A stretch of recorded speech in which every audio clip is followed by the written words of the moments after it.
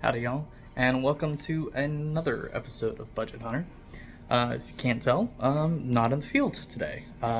Weather was going to be a little weird, and didn't actually go hunting this weekend. A buddy of mine asked me for some help with a project of his. We were laying some conduit, doing some electrical wire, so I went out and I helped him. And so I wanted to throw something together for you guys this week. So I had an idea. I had some leftover stuff, and I'm like, well, why don't I do like a cooking video? So I decided that's what I'm going to go ahead and do today. So I'm going to cook something special for you guys. One of these items I've actually never had before. So quick disclaimer, just like I'm not a professional hunter, I am also not a professional cook at all. By no means. I went ahead and I already chopped everything up just so you guys wouldn't have to see my terrible knife skills. But so what I'm gonna cook for you guys today is something some of y'all might like, some of y'all might not like. They're two very underrated cuts that come out of a deer. I harvested this deer last year, and I had some of these cuts that I found in my freezer. I'm like, man, that'd be a really good idea to show you guys. So the cuts that I'm going to be doing today is I'm going to be doing deer liver and deer heart. Like I said, two really underutilized cuts. A lot of the hunters just throw it away. I feel like it's more respectful to the animal to use as much as you can. So that's what I'm going to try and do. When it comes to liver, if you've had liver before, it's you know what this is going to taste like. All liver pretty much tastes the exact same. So if you don't like liver, it's probably not going to be for you. That being said, I mean, you can still utilize these cuts even if you don't eat them. I mean, you can use the liver as fish bait. You can feed it to your dogs. It's a great source of protein. So you can still utilize this piece of meat. There's no reason why it needs to go bad. But I'm going to go ahead and cook y'all a little dinner here. Like I said, I've got everything. Pull it out here. I'm going to show you guys my ingredients list, and we're going to go ahead and get started. So here's our ingredients list. We got some paprika, fine onion powder, flaky salt, black pepper, butter. We got our deer liver, a little bit of brandy, some fresh rosemary, green beans, milk, whole milk. I use whole milk. You guys can use whatever you want. Garlic, extra virgin olive oil.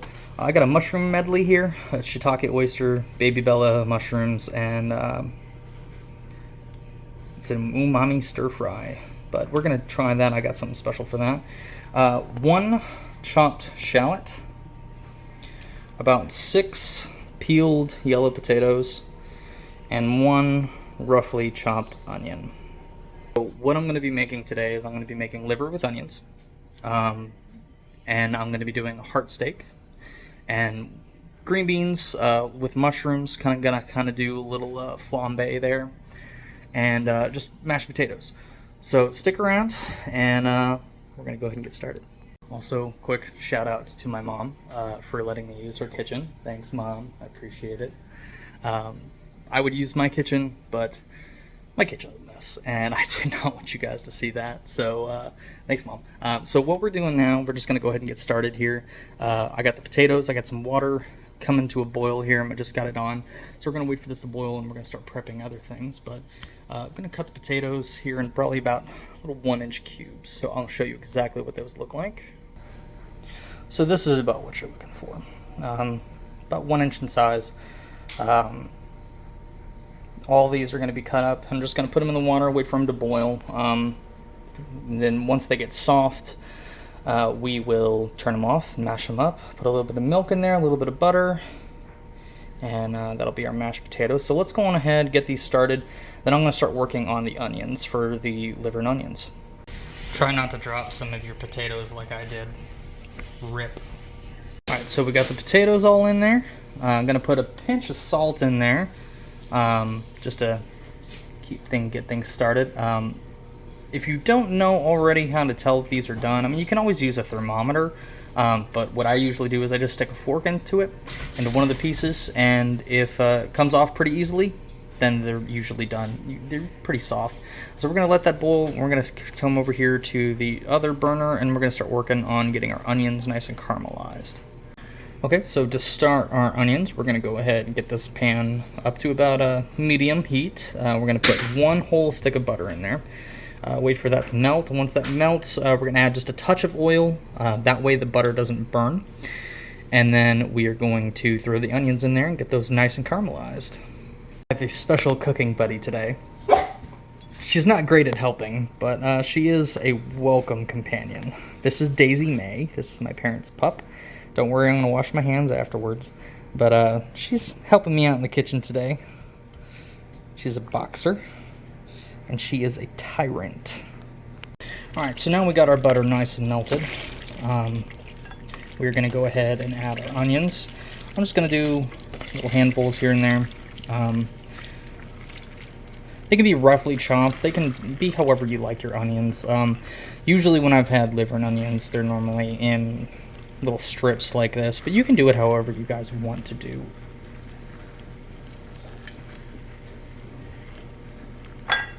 Just adding a few more in here.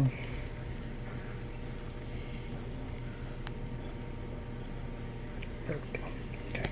And we're just going to season this with a little bit of salt. And a little bit black pepper.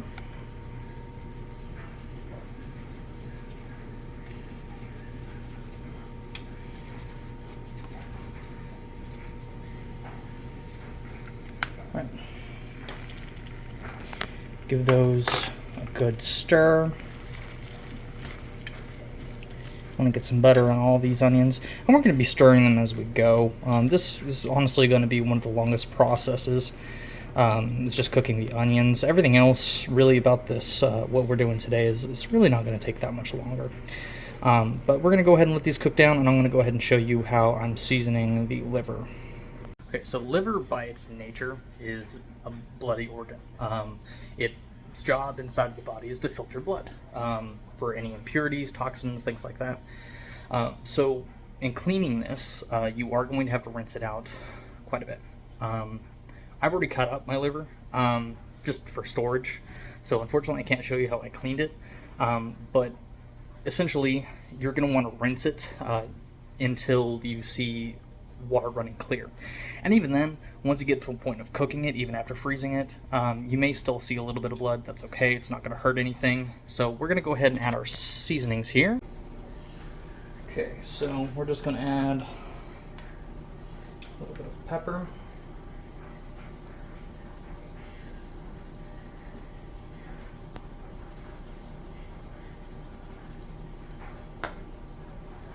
A little bit of fine garlic powder.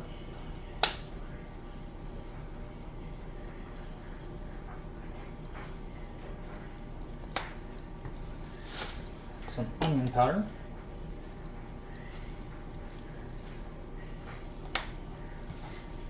And a little bit of smoked paprika.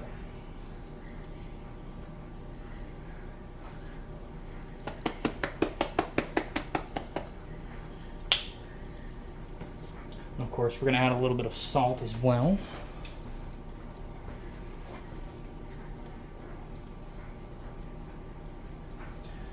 And we're just going to give that a good mix. Make sure everything is nice and incorporated. You can use whatever seasonings you want on liver. These are just what I'm doing. Alright, so it's been a couple minutes. Here's what our onions look like. They're nice and caramelized. So we are going to go ahead and move these over to another bowl. And then we're going to take this butter. We want to save the butter and the oil mixture, and that's what we're going to cook our liver in. And we're just going to add everything all to this bowl once we're done.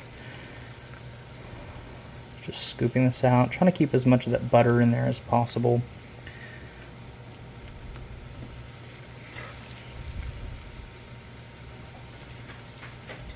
It's okay if some pieces of onion are left behind. It's not going to hurt anything.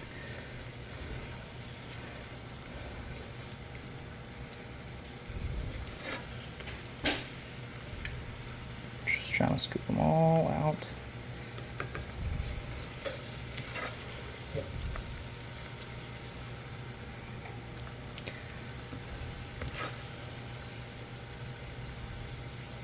Right now on this pan we're about medium heat, which is still what we want for the liver.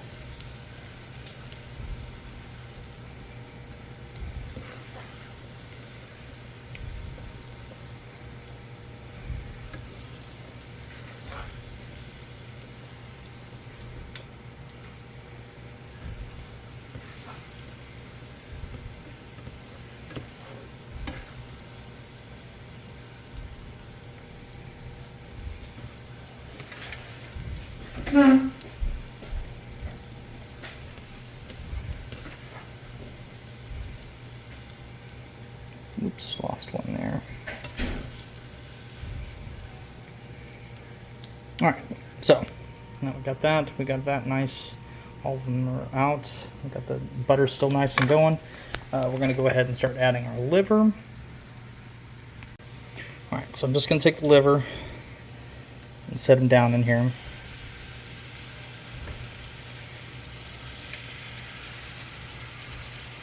Got some big pieces. Usually you'd want to cut them up kind of thin.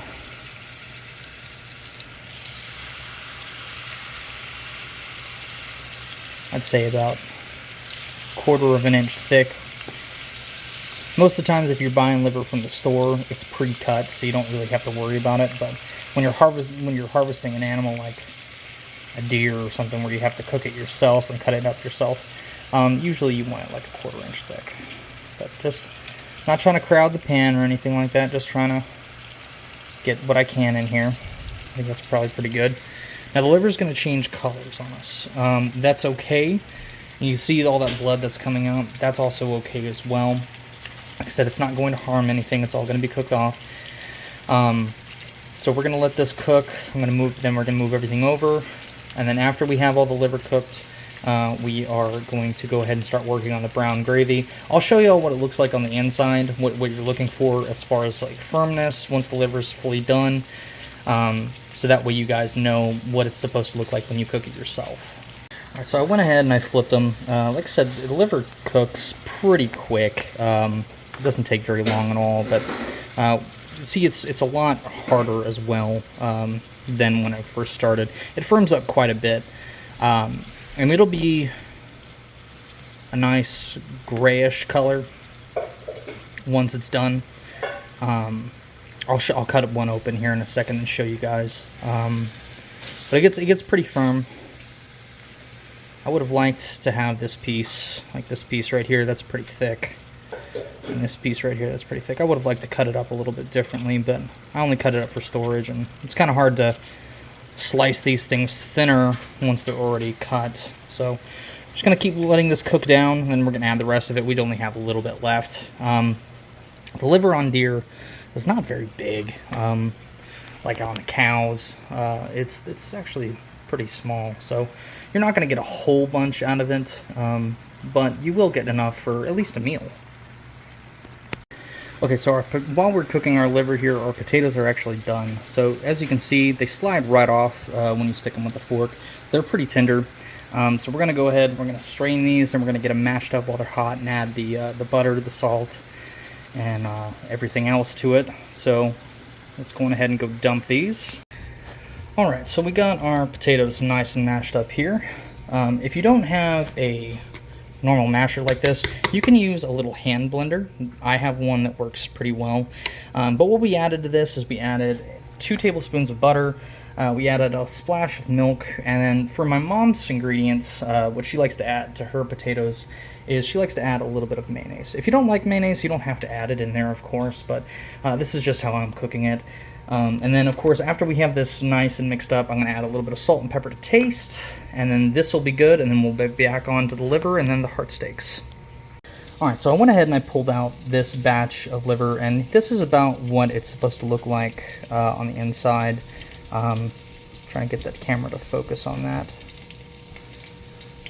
It's pretty even color all the way around, no redness, no pinking, no pink.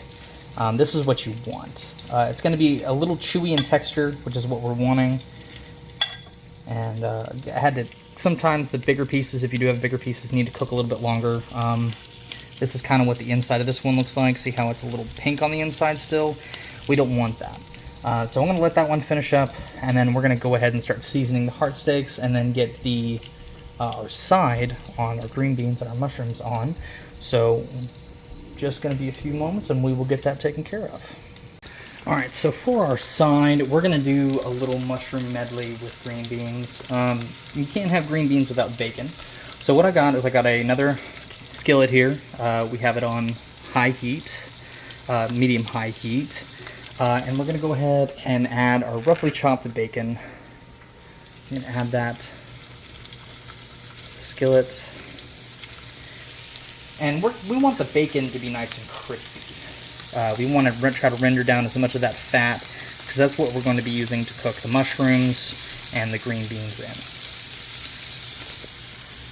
So we're going to let that render down for a little bit, and then we're going to add in the mushrooms, and then we're going to add a little bit of brandy. I have this brand of brandy, Paul Masson. It's just cheap brandy. I got it at Specs. It's only like $6, but it's good to cook with, and brandy adds a wonderful flavor when you use it to flambe with mushrooms. I just find that brandy and flambéed mushrooms, they just go together hand in hand. So that's what we're going to go ahead and do, add a little bit of fancy stuff. You don't have to do this. This is going way, way out of the way. If you just wanted to cook up some bacon with some green beans, you can do that just as easily. I'm just trying to show you all something fancy. Okay, so once your bacon is about this color, we're going to go ahead and add our mushrooms. Yeah, the bacon's not quite crispy just yet, but it's going to continue to cook while we cook our mushrooms, so we don't want it to be crispy just yet. So let me go on ahead and add these mushrooms here. Okay, so we've added our mushrooms, and then we're also going to add our shallots. Give that a good mix.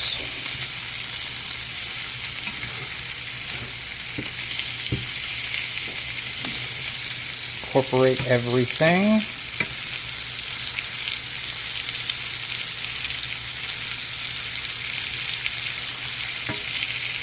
Alright, we're going to let that simmer just a little bit.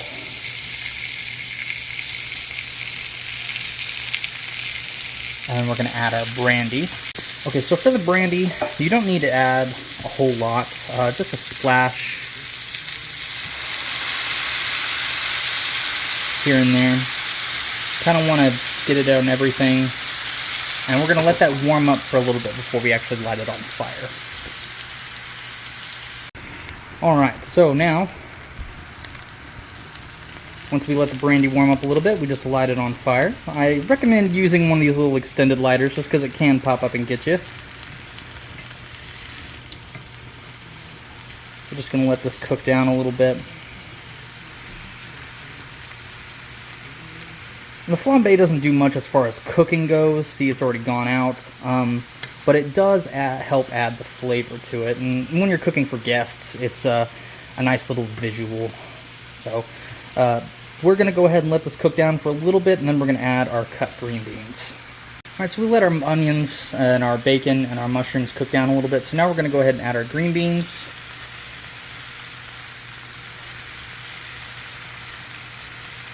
You can use pre-cut beans if you want. I just went ahead and went with the store-bought in the bag.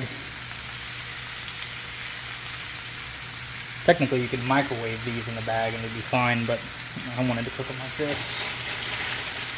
So get a good handful of these green beans, as many as you want. Put them in there.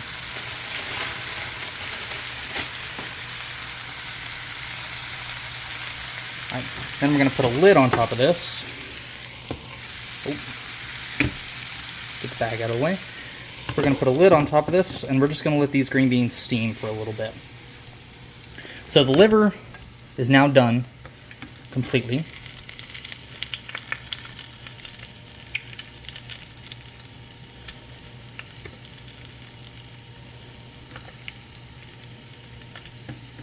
That little piece here.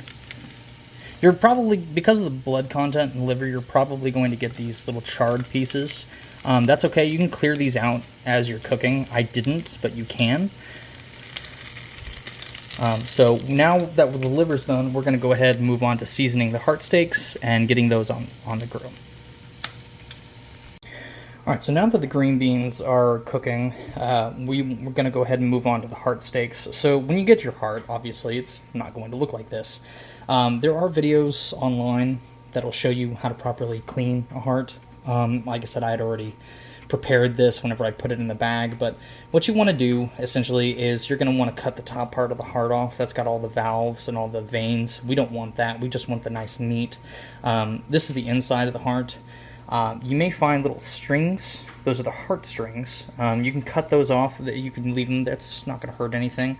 But after we have the meat all prepared, we're going to want to dab it dry. And then I'm doing very simple seasoning on this just because it is meat. So we're just going to do pepper,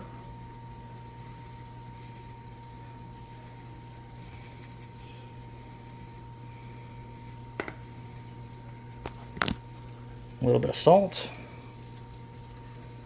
just a little bit of salt because we're going to add a little bit of flaky salt afterwards. So flip it over, do the exact same thing, a little bit of pepper,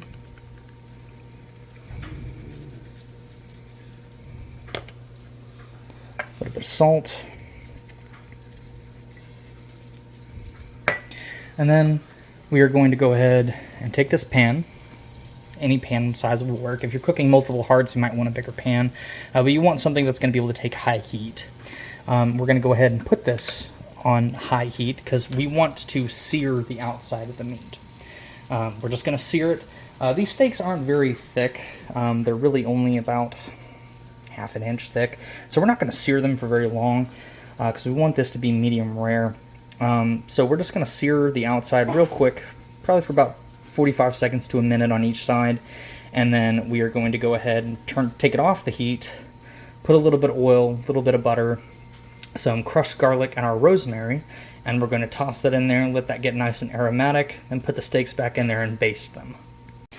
Alright, so as far as the green beans go, we just want to wait until the green beans are nice and tender.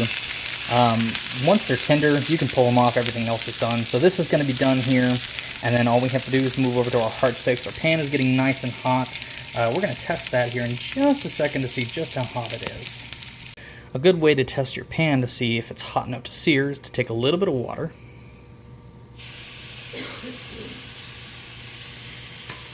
And you see how it's just bubbling and rolling around there? That means that this pan is ready. So we're going to go ahead and take our heart steaks and lay them down in here.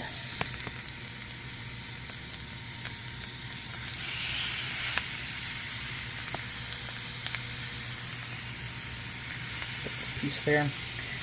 And we're just going to wait about a minute for each side on this. And then once about a minute has passed, we're going to flip them and then let it sear on the other side. And then we're going to turn the heat way down and put some butter, rosemary, or garlic in there, and then we're going to add the steaks back in and baste them until they're about medium rare. Alright, so we went ahead and we added the butter. We also added our rosemary and our garlic. Key point here is if you're using the same pan to sear the steak, you want to make sure that the pan is cooled down enough before you add the butter and your oil. Otherwise, the butter will burn almost immediately. So I went ahead and let this get all the way down to low. Then I brought it back up to medium, and I added my rosemary and my garlic. The rosemary smells amazing. But we're going to let this cook down just a little bit, and then we're going to add our heart steaks back in here. We're going to baste them, and then dinner will be done. All right, so we've got the steaks added. So what we're going to want to do is get that butter here, tilt the pan a little bit, and then just scoop this butter on top of the steak. Get it nice, evenly coated. We want that butter to kiss every surface of the steak.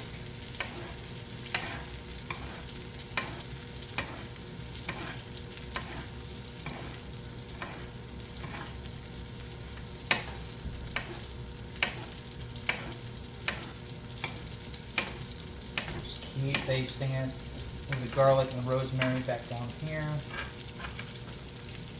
That way it incorporates all these flavors.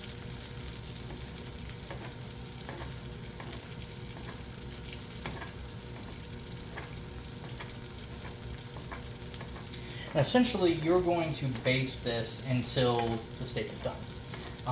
If you can't do it visually, you can use a meat thermometer. Venison is very similar to beef, as far as medium rare being about 135 internal temp. So once it's there, you can pull these off, and they will be ready to eat.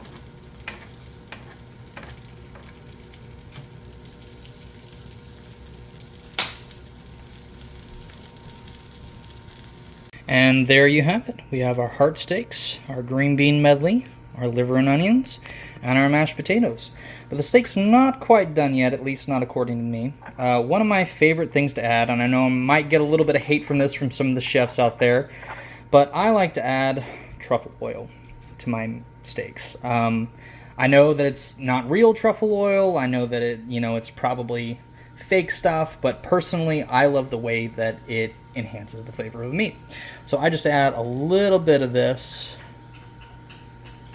onto my steaks, and it makes a world of difference. If you haven't tried it before, I'd definitely say try it before you knock it. But then again, this whole experience is try it before you knock it. We're eating things that a lot of people probably wouldn't think to eat. So now we're going to go ahead and sit down, and we're going to give it a taste. I turned my back for 1 second, and my helper decided to go ahead and give it a taste test. So I'm having to replate everything. But she apparently likes it. So, I'm not sure if that's a good thing or if it tastes like dog food. So we'll figure it out. But at least she liked it. Alright, y'all. So we got everything plated here. Again, second time. After Daisy got a hold of it. So I'm really excited to try this heart. Did not turn out medium rare, even though its internal temp was like 135. It's such thin meat that I just, it's the first time me cooking it, so I'm not sure how this is going to taste, but we're going to go ahead and give it a shot.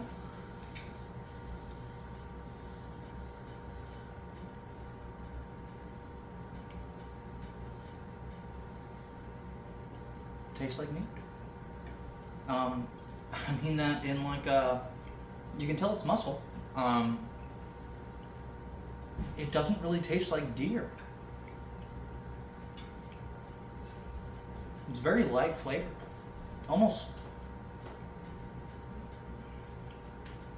If you've ever had veal before, it's kind of similar to the way veal tastes. It doesn't have that established taste of beef just yet.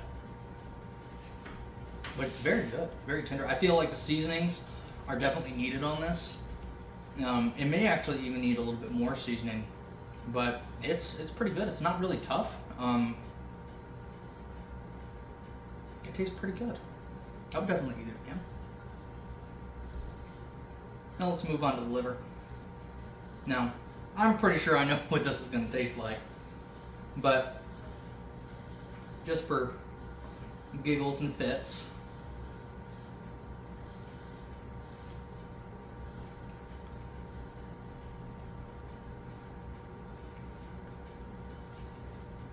yep, tastes like liver. It's good. Once again, if you're not a fan of liver, or if you've never had it before, it's got a strong flavor to it, and it is a little chewy.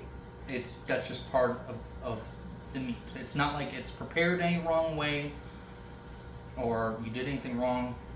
That's just the cut of meat. I will honestly say, I prefer the liver over the heart. Just because the liver's got so much more flavor. But still really, really good. I would honestly say, as far as the liver goes, it's a little lighter in flavor than what you would get if you got beef liver. That strong liver flavor, it's not as apparent here. So it's still really, really good. Mashed potatoes, of course, this is my mom's recipe, so she'd probably kill me if I said they were anything other than good. And I don't have to lie to her. so good. I love my mom's mashed potatoes so much.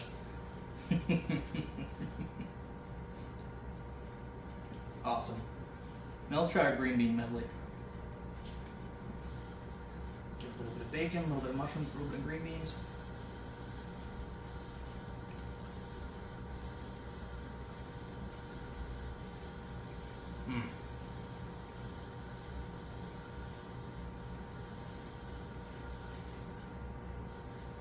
Very light on flavor. The bacon grease definitely helps flavor everything, but bacon does that. You can definitely tell the flavor of the brandy is there in the mushrooms and in the bacon itself. Actually, the bacon soaked up the brandy flavor quite a bit. Delicious. Once again, guys, I am not a professional chef. If you saw me doing anything on this video that you didn't like, or maybe wasn't textbook, just know I'm not a chef. I just wanted to show you guys a video this week that involves something to do with my lifestyle. So I really appreciate it if you guys would give me a like and subscribe. You don't have to. Like I said, I'm not going to pull your arm on it, but it definitely helps me out. The more views, the more subscribers I get, the easier it is for me to do these videos. So once again, guys, really appreciate your support, and I'll see you guys next time.